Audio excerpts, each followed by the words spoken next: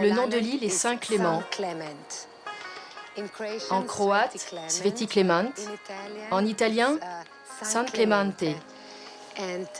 C'est une partie d'un petit archipel situé en face de l'île de Hvar, en Croatie, qui est à côté de Split. Ma famille est venue d'Italie, de Venise, il y a 400 ans, pour s'installer sur cette île. C'était une propriété de chasse.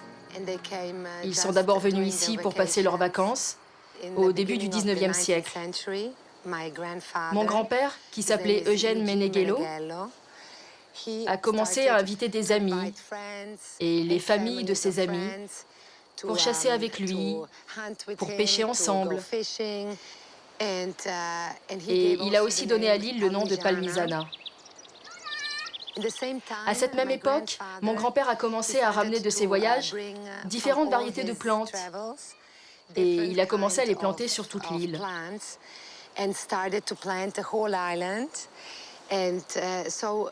Nous avons donc maintenant des cactus, toute une variété de différents yuccas et différentes plantes qui ne sont pas typiques de la région. Et elles ont commencé à muter, ce qui est très intéressant, car elles ont réussi à s'adapter à cet environnement.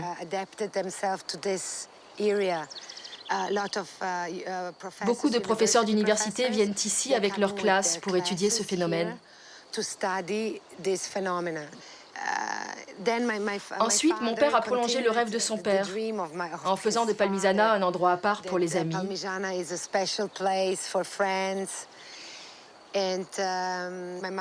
Ma mère est une collectionneuse d'art, une critique d'art.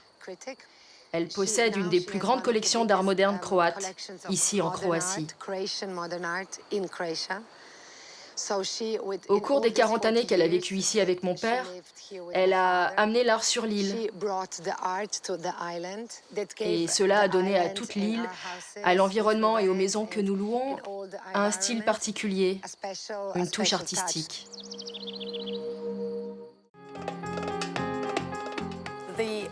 L'ethno-hôtel Balatura est situé dans une petite vallée, dans la partie nord de la côte croate, à 6 km de la mer, dans cette petite vallée appelée Vinodol.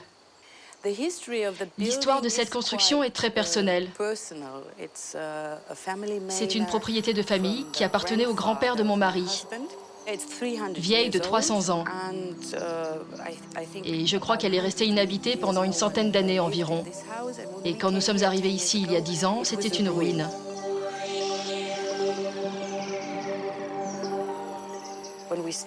Quand nous avons commencé à reconstruire, il manquait beaucoup de choses.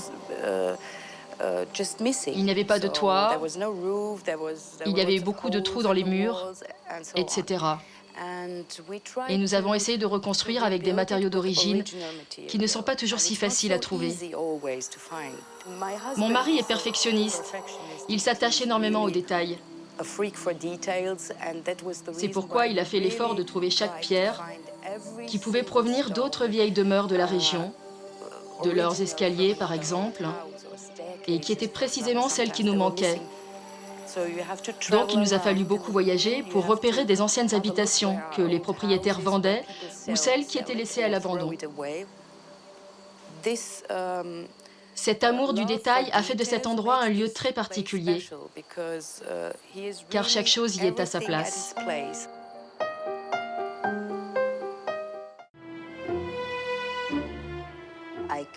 J'étais une jeune fille quand je suis arrivée ici et je suis tombée amoureuse d'un homme qui m'a dit « J'ai une île et si tu m'aimes, tu prends l'île aussi ». Et donc je suis venue vivre sur l'île de Palmisana, qui est un petit, très très petit rocher.